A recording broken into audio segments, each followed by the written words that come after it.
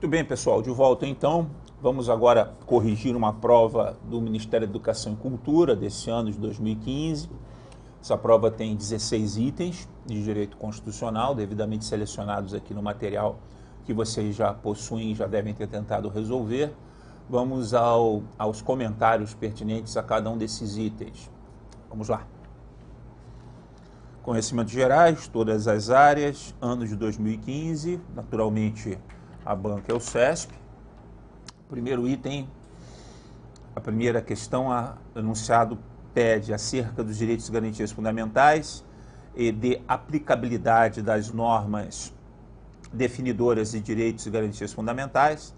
Tais normas podem ser de eficácia plena ou contida, mas não serão de eficácia limitada. Evidentemente que essa assertiva, ela não procede, né? Quando o parágrafo 1º do artigo 5º afirma que as normas definidoras de direitos e garantias fundamentais terão aplicação imediata, a primeira observação é que esse parágrafo 1º ele não se refere apenas aos direitos individuais e coletivos colocados no artigo 5º, ou decorrentes do artigo 5º espalhados pela Constituição. Esse parágrafo ele se refere a todos os direitos e garantias fundamentais existentes na Constituição, não apenas os do título 2, mas a todos os direitos e garantias fundamentais espalhados pelo texto constitucional, inclusive aqueles colocados em atos transitórios. Essa é a primeira constatação. O espectro de amplitude desse parágrafo 1º extrapola em muito o próprio artigo 5º e todo o título 2. Primeira consideração. Segunda consideração, eu tenho reiterado isso durante o curso teórico.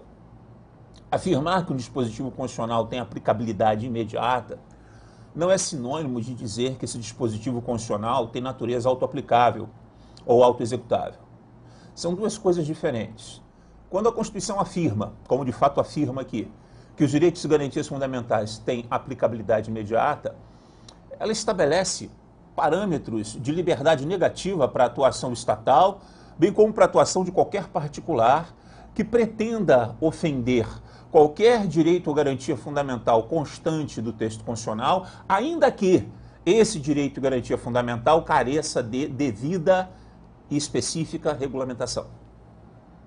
Então, antes, por exemplo, do surgimento do Código de Defesa do Consumidor, que garantiu, aí sim, a plena eficácia do inciso 32 do artigo 5º, mesmo antes, qualquer atuação do Estado, aqueles 2 anos de vigência da Constituição, porque o Código de Defesa do Consumidor essa lei foi promulgada em 1990.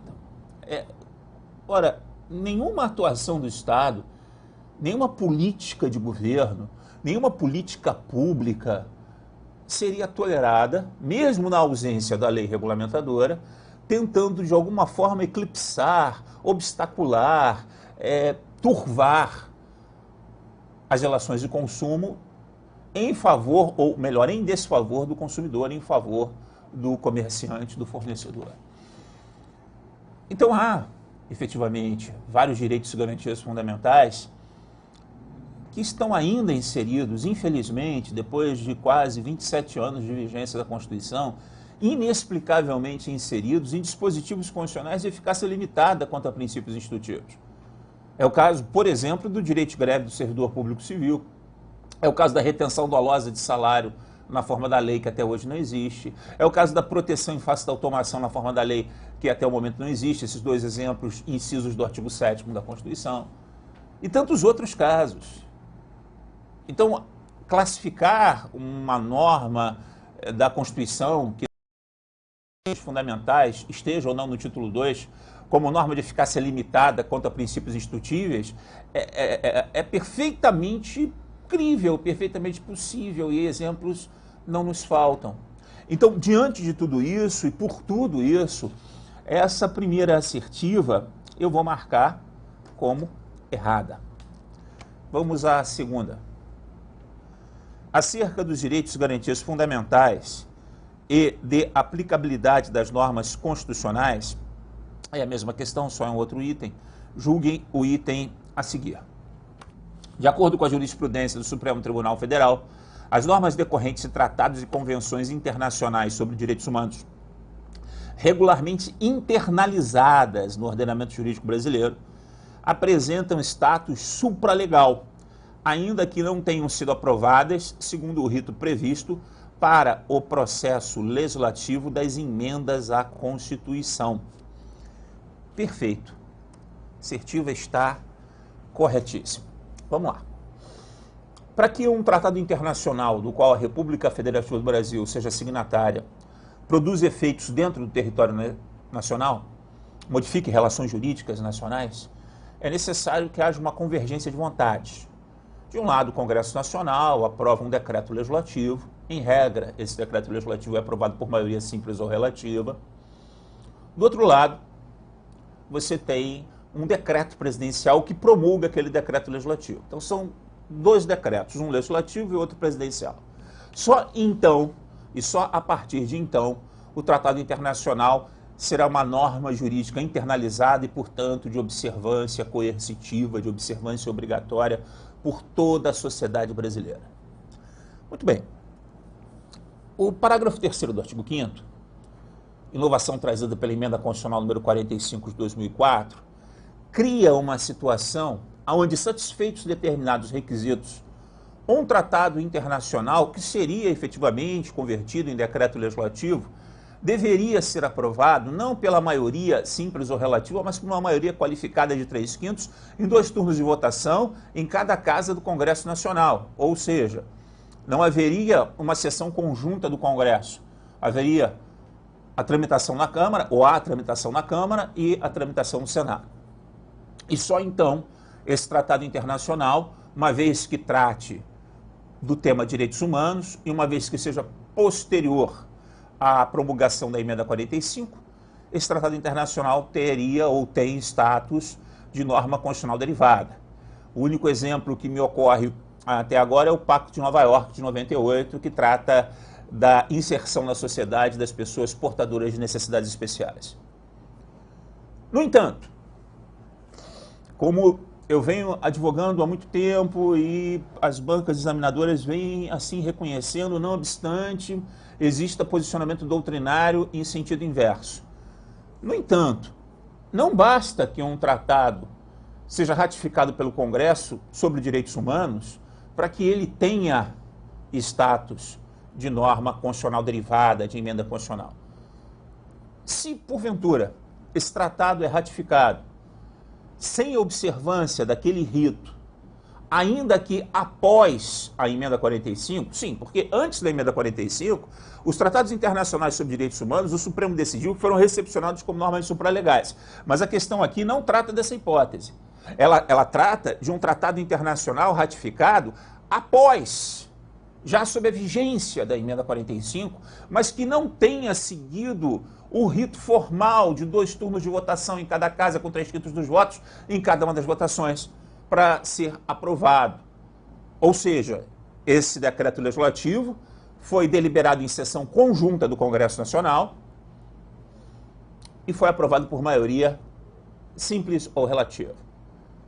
Esse decreto legislativo eleva o tratado internacional objeto de direitos humanos posterior à Emenda 45 na condição de norma supralegal. Não chega a ser uma emenda constitucional, mas também não é uma lei comum, uma lei ordinária.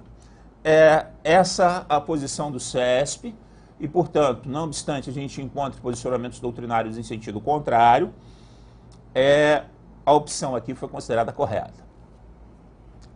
Vamos à terceira questão. Ainda acerca de direitos e garantias fundamentais e aplicabilidade das normas constitucionais, nós temos a seguinte afirmação. A erradicação da pobreza como objetivo fundamental da República Federativa do Brasil, pode ser classificada como norma programática, compreendida como programa político ou a demonstração moral, desprovida de eficácia normativa imediata ou mediata. Errado, né? Normas de conteúdo programático, elas produzem efeitos. Elas efetivamente se projetam para coibir determinadas ações estatais ou determinados programas de governo que sejam contrários aos seus dizeres. Então, qualquer política governamental que, de alguma forma, venha a contribuir para o aumento da população colocada abaixo da linha de miserabilidade social, é inconstitucional, porque ofende norma de conteúdo programático. Uma coisa é dizer que a norma de conteúdo programático, ela facilmente será materializada. Isso não é verdade. Não basta lei, é necessário uma série de outros argumentos metajurídicos para que a norma de conteúdo programático seja considerada como norma de eficácia plena. No entanto, por outro lado, num outro extremo, a gente também não pode entender que uma norma de conteúdo programático própria de constituições dirigentes, como a de Portugal e a nossa, essas normas que apresentam metas, programas de governo, seriam alegorias sem sentido no texto constitucional ou serviriam apenas para uma demonstração moral, não tendo nenhum valor jurídico, nenhum valor eficacial. Se não tem eficácia imediata, tem eficácia imediata e, portanto, a assertiva está errada.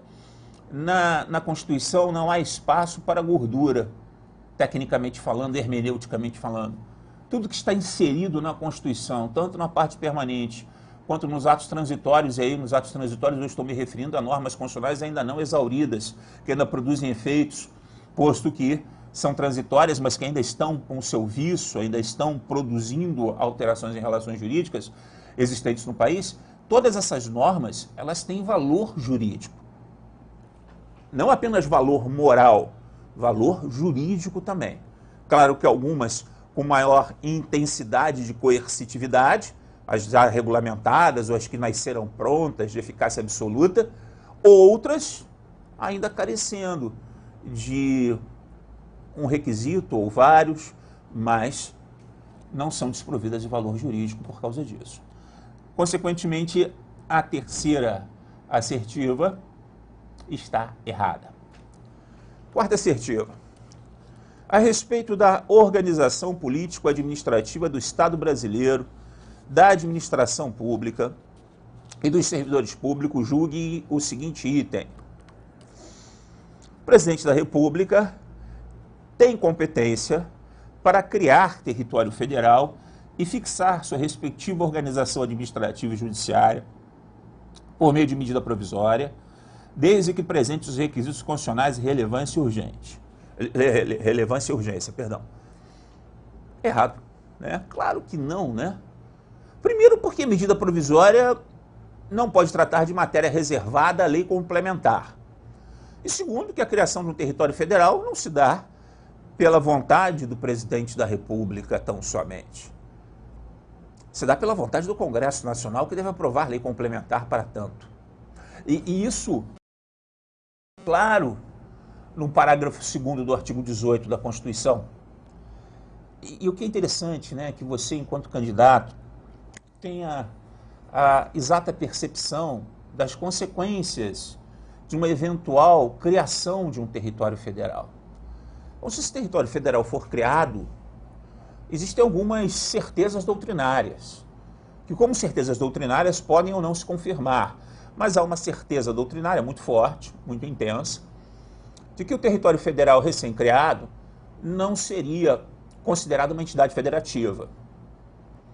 A República Federativa do Brasil é formada pela União, entidade federativa central, e por entidades federativas periféricas denominadas Estados-membros, municípios e Distrito Federal. Não há espaço para o conceito de território federal integrando o conceito de Estado Federal brasileiro. Essa é uma primeira certeza doutrinária. A segunda certeza doutrinária é de que a natureza jurídica do território federal, embora não sendo considerada entidade federativa, seria de uma pessoa jurídica de direito público interno.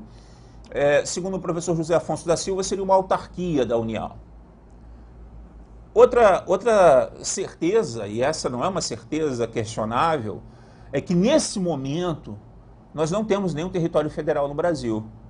E essa certeza ela é consagrada pelos artigos 14 e 15 dos atos transitórios, que transformaram os territórios de Roraima e Amapá em Estados-membros e extinguir o território federal de Fernando de Noronha, reincorporando seu território ao estado de Pernambuco.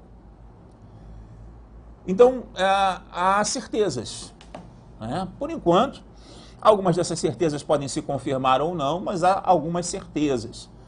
Agora, também há uma outra certeza. Como materializaria-se essa criação do território federal? Bom, todo o espaço do território nacional é ocupado pelos Estados-membros, por municípios. Então, a União teria a capacidade de desapropriar, através dessa lei complementar, alguns municípios, parte de um estado, para criar ali o território federal, que teria sua regência principiológica constitucional a partir do que se interpretará, do que se interpreta do artigo 33 da parte permanente da Constituição. Então, por tudo isso, não é possível entender essa quarta assertiva como correta. Ainda nessa mesma prova, agora disposições constitucionais sobre poder executivo e legislativo, o item que se apresenta, o item de número 5 que se apresenta, afirma o seguinte: as comissões parlamentares de inquérito gozam de poderes investigatórios próprios das autoridades judiciárias, ressalvadas as determinações de busca e apreensão domiciliar, de quebra de sigilo fiscal e de prisão, que se submetem à cláusula de reserva de jurisdição. Absurda, assertiva. A reserva de jurisdição vai muito além dessas situações e aqui até a possibilidade de quebra de sigilo fiscal. É possível que uma comissão parlamentar de inquérito quebre o sigilo fiscal. Na minha obra de Direito Constitucional, quando falo das comissões parlamentares de inquérito, no final desse item, eu faço questão de relacionar, segundo a jurisprudência do Supremo, de forma muito objetiva, o que uma CPI pode fazer e o que uma CPI não pode fazer. E ela não pode fazer várias coisas, além dessas aqui, embora possa quebrar o sigilo fiscal e o sigilo telefônico. Sigilo telefônico que não se confunde com interceptação de comunicação telefônica. Interceptação de comunicação telefônica ela não pode ordenar, entre outras coisas que ela não pode ordenar. Consequentemente, não há como se entender essa quinta assertiva como correta. Sexta assertiva. Ainda sobre poder executivo e legislativo, o item reza o seguinte: as casas legislativas, essas casas aqui tinham que estar com letra maiúscula. Está se referindo à Casa do Congresso Nacional. Então, as casas legislativas que compõem o Congresso Nacional têm a competência privativa de, por ato normativo próprio, criar, transformar ou extinguir os cargos de seus serviços. Claro, sem dúvida, como não? É atributo da própria estrutura orgânica do órgão político, já que é um órgão independente, primário, que tem capacidade de se autorregimentar, como nós aprendemos lá nos compêndios de direito administrativo, é atributo dele administrar a máquina administrativa que serve para a execução de suas funções políticas e administrativas. Então, os órgãos legislativos de cúpula, e eu me refiro aqui ao Congresso Nacional, ao Tribunal de Contas da União, à Câmara dos Deputados, ao Senado Federal, os órgãos legislativos de cúpula, eles têm a capacidade de gerenciar a máquina administrativa que lhes serve, convocando concurso público, provendo cargos, punindo disciplinarmente seus integrantes, seus servidores. Atipicamente, nesse momento, o órgão legislativo, ele administra. Ele administra. Porque a Constituição autoriza isso. Como a Constituição autoriza também que ele atipicamente, em determinado momento, julgue. Quando o Tribunal de Contas da União julga as contas, por exemplo, quando a Comissão de Ética, o Conselho de Ética dá um parecer favorável e um determinado parlamentar tem o seu mandato cassado em plenário, agora por voto da maioria absoluta, voto aberto, voto nominal da maioria absoluta dos integrantes da Casa, ali o parlamentar está sendo julgado. Entendam bem, o parlamentar, ele a partir da diplomação, ele adquire um cargo vitalício. E a gente sabe que ao contrário dos cargos de provimento efetivo, os cargos vitalícios só podem ser perdidos ou por decisão judicial transitada em julgado, ou por decisão judicial transitada em julgado. Não tem outro papo.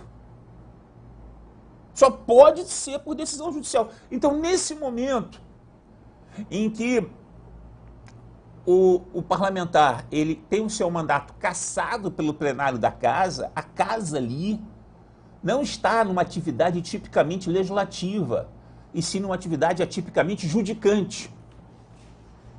Claro que o parlamentar pode reclamar depois no judiciário, mas se não houve ofensa ao contraditório, ampla defesa, se as regras regimentais da casa foram observadas, o judiciário só vai referendar aquela decisão atipicamente judicial daquele órgão legislativo.